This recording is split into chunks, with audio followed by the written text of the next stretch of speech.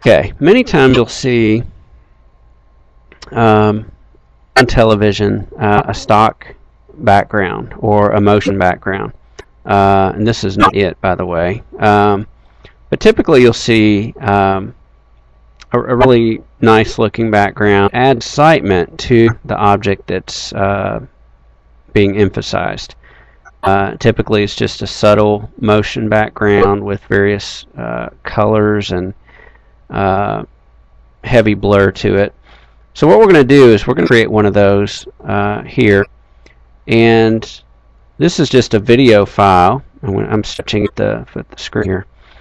This is just a video file that I took from videoing my kids and a couple of my brothers as we were hiking at Gray's Arch here in Kentucky. There's a lot of motion to this, and what we're going to do is use that to heavily blur.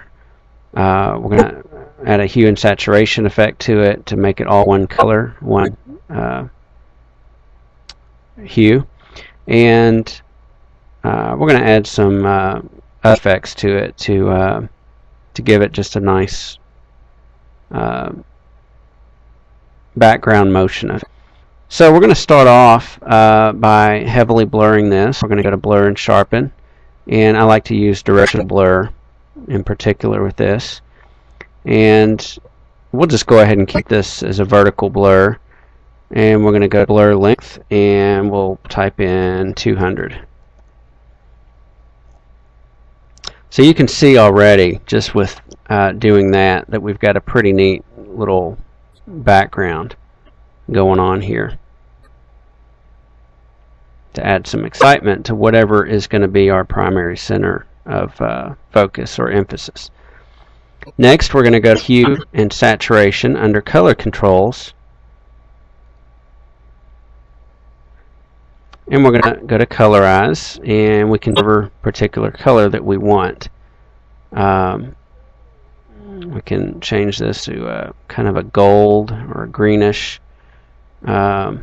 bluish. I'm going to keep it right there. I like that kind of effect. And next we'll go to blur sharpen, and we're going to add an overall Gaussian blur. Now the order in which you do these things really doesn't make that much of a difference as far as whether you apply the hue and saturation first before the blur, or you blur it then you put the hue and saturation. Doesn't make that big of a difference.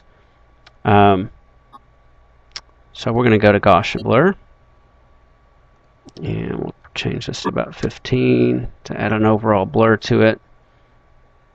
So now you see we've got this moving background here.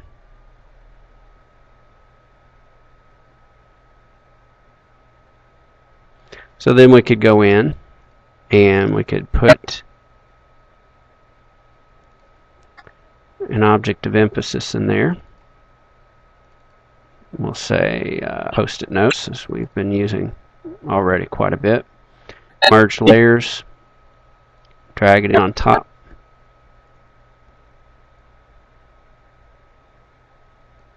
And we'll scale that down quite a bit.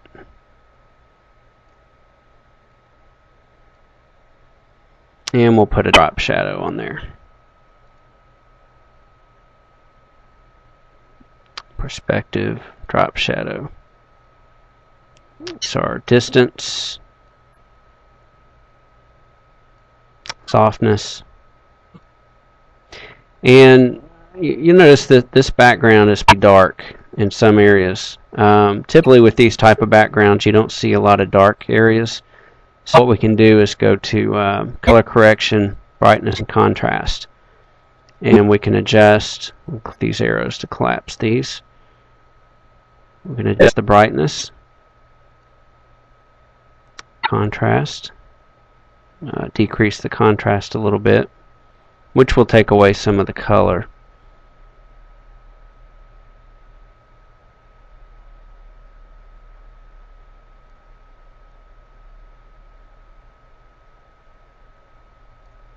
Okay, you see the before and after is a big difference. You could also use levels for this to lighten this up. So So we've got our object there, object of emphasis. We've got a nice motion background there that's kind of subtle and unrecognizable as far as what it is. If we were to go back up to our directional blur, we could easily change the direction. We're just blurring horizontally now. If we prefer a horizontal blur, which it looks, I think, a little bit better. That's typically what you'll see. We can ramp up the blur amount here, centered.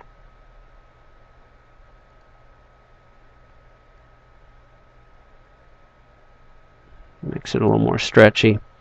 And we can take this blurriness down to maybe 5, the Gaussian blur, so we've got more streaks.